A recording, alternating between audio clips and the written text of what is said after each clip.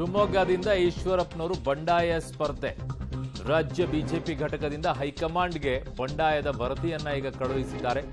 ನಿನ್ನೆಯೇ JP Nadda ಅವರಿಗೆ ಬಂಡಾಯ ವರದಿಯನ್ನ ರವಾನೆಯನ್ನ ಮಾಡಿದ್ದಾರೆ. ಈಶ್ವರಪ್ಪನವರ ಸಭೆಯಲ್ಲಿ ಕೈಗೊಂಡಂತಹ ನಿರ್ಣಯ, ಸಭೆಯಲ್ಲಿ ಪಾಲ್ಗೊಂಡ ಮುಖಂಡರ ಹೆಸರು ಸಮೇತವಾಗಿ ವರದಿಯನ್ನ ಹೈಕಮಾಂಡ್ಗೆ ರವಾನಿಸಿದ್ದಾರೆ. ಜೆಪಿ ನಡ್ಡಾ ಅವರಿಗೆ ಈ ಮಾಹಿತಿಗಳು ಹೋಗಿದೆ. ರಾಜ್ಯ ಬಿಜೆಪಿ ಘಟಕದಿಂದ ಹೈಕಮಾಂಡ್ಗೆ ಬಂಡಾಯ ವರದಿಯನ್ನ ಕಳುಹಿಸಲಾಗಿದೆ. ನಿನ್ನೆಯೇ ಜೆಪಿ ನಡ್ಡಾಗೆ ಬಂಡಾಯ ವರದಿ ರವಾನೆಯಾಗಿದೆ. ಕೇವಲ ಈಶ್ವರಪ್ಪನವರು ಅಷ್ಟೇ ಅಲ್ಲ, ಅವರು ಸಭೆಯಲ್ಲಿ ಭಾಗಿಯಾದಂತಹ ಎಲ್ಲ ನಾಯಕರಿದ್ರು, ಅವರ ವಿವರವನ್ನ ಸಮೇತವಾಗಿ ಈಗ ಬಿಜೆಪಿಯ ಹೈಕಮಾಂಡ್ಗೆ ಕಳುಹಿಸಿ ಕೊಟ್ಟಿದ್ದಾರೆ. ಸಭೆಯಲ್ಲಿ ಏನು ನಿರ್ಣಯವನ್ನ ತೆಗೆದುಕೊಳ್ಳಾಯಿತು, ಸಭೆಯನ್ನು ಯಾತಕ್ಕೋಸ್ಕರ ಮಾಡಿದ್ರು, ಈ ಸಭೆಯಲ್ಲಿ ಬಂಡಾಯವಾಗಿ ನಾನು ಸ್ಪರ್ಧೆ ಮಾಡೇ ಮಾಡ್ತೀನಿ ಅಂತ ಈಶ್ವರಪ್ಪನ ನಿಂತಿದ್ರು. ಹಿಂದೆಯೂ ಕೂಡ ಇದೇ ರೀತಿಯಾಗಿ ಈಶ್ವರಪ್ಪನವರು ಒಂದು ಬಾರಿ ಸ್ಪರ್ಧೆಯನ್ನ ಮಾಡಿದ್ರು ಯಡಿಯೂರಪ್ಪನವರ ವಿರುದ್ಧವಾಗಿ. ಬಟ್ ಆವಾಗ ಸೋಲ್ಬೇಕಾಯಿತು, ಅದು ವಿಧಾನಸಭಾ ಕ್ಷೇತ್ರಕ್ಕೆ, ಲೋಕಸಭೆಗಲ್ಲ. ಈಗ ಮತ್ತೆ ಲೋಕಸಭೆಗೆ ಸ್ಪರ್ಧೆ ಮಾಡ್ತೀನಿ ಅಂತ ಹೇಳ್ತಾ ಇದ್ದಾರೆ ಈಶ್ವರಪ್ಪನವರು.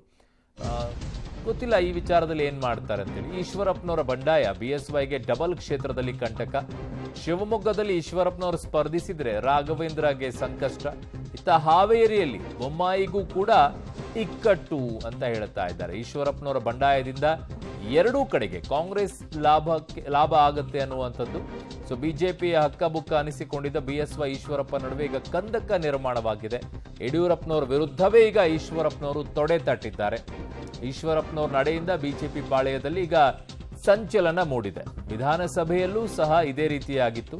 ಆಗ ಜಗದೀಶ್ ಶೆಟ್ಟರ್ ಅವರು ಬಿಜೆಪಿ ಬಿಟ್ಟು ಆಚೆ ಹೋದ್ರು, ಲಕ್ಷ್ಮಣ ಸವದಿ ಅವರು ಹೋದ್ರು. ಈಗ ಈಶ್ವರಪ್ಪನವರು ಆ ರೀತಿಯಾಗಿ ತಗೊಳ್ಳಲ್ವಾ ನಿರ್ಣಯ ನೋಡಬೇಕು. ಬಂಡಾಯ ಸ್ಪರ್ಧೆ ಮಾಡ್ತೀನಿ ನಾನು. ನಮ್ಮ ಹಿರಿಯ ಮುಖಂಡರೆಲ್ಲ ಮಾತಾಡ್ತಾರೆ. ಅವ್ರು ಏನೇ ತೀರ್ಮಾನ ತಗೊಂಡಿದ್ರೆ ಕೇಂದ್ರದವ್ರು ತಗೊಂಡ್ರ ತೀರ್ಮಾನ, ಯಡಿಯೂರಪ್ಪ ಅಲ್ಲ. ವೈಯಕ್ತಿಕವಾಗಿ ಯಡಿಯೂರಪ್ಪ ಅಂತ ಕೇಳ್ತಾರೋ ಗೊತ್ತಿಲ್ಲ ನನಗೆ. ಅದು ಯಡಿಯೂರಪ್ಪ ಅಲ್ಲರಿಗೆ ಕೊಡಿಸೋದು ಕೇಂದ್ರದ ನಾಯಕರು. ನೋಡಿ, ಮಾನ್ಯ ಈಶ್ವರಪ್ಪನವರು ಹಿರಿಯರಿದ್ದಾರೆ, ಪಕ್ಷದ ಮುಖಂಡರ ಜೊತೆ ಸಮಾಲೋಚನೆ ಮಾಡ್ತಾ ಇದ್ದಾರೆ. ನಮ್ಗೆ ಈಗಲೂ ಕೂಡ ವಿಶ್ವಾಸ ಇದೆ. ಹಾವೇರಿ ಲೋಕಸಭಾ ಕ್ಷೇತ್ರ ಇರ್ಬೋದು, ರಾಜ್ಯದ ಯಾವುದೇ 28 ಕ್ಷೇತ್ರಗಳಲ್ಲಿ ಯಾರು ಅಭ್ಯರ್ಥಿ ಆಗಬೇಕು ಅಂತಕ್ಕಂಥದ್ದನ್ನ ಪ್ರಧಾನಮಂತ್ರಿಗಳ ನೇತೃತ್ವದಲ್ಲಿ ಆ ಕಮಿಟಿ ತೀರ್ಮಾನ ಮಾಡ್ತಕ್ಕಂಥದ್ದು, ವಿಜೇಂದ್ರ ಅಥವಾ ರಾಜ್ಯದ ಅಧ್ಯಕ್ಷ ತೀರ್ಮಾನ ಅಲ್ಲ. ಹಾಗಾಗಿ ಮಾನ್ಯ ಈಶ್ವರಪ್ಪನವ್ರಿಗೆ ಹಿರಿಯರನ್ನ ಈಗಲೂ ಕೂಡ ಮನವಿಯನ್ನ ಮಾಡ್ತಾ ಇದ್ದೇನೆ. ತಮ್ಮ ಏನು ನಿರ್ಧಾರವನ್ನ ಕೈಗೊಂಡಿದ್ದಾರೆ ಅದರಿಂದ ಹಿಂದೆ ಸರಿಬೇಕು ಅಂತೇಳಿ ನಾನು ತಮ್ಮ ಮೂಲಕ ನಾನು ಅವರಿಗೆ ರಾಜ್ಯದ ಅಧ್ಯಕ್ಷನಾಗಿ ನಾನು ವಿನಮ್ರವಾಗಿ ವಿನಂತಿಯನ್ನ ಮಾಡ್ತಾ ಇದ್ದೇನೆ. ಅವರು ಕೂಡ ಪಾರ್ಟಿಯನ್ನ ಕಟ್ಟುವಂತ ಸ್ಥಾನದಲ್ಲಿ ಅವರು ಕೂಡ ಶ್ರಮ ವಹಿಸಿದ್ದಾರೆ ಎಲ್ಲರ ಜೊತೆನೂ ಕೂಡ.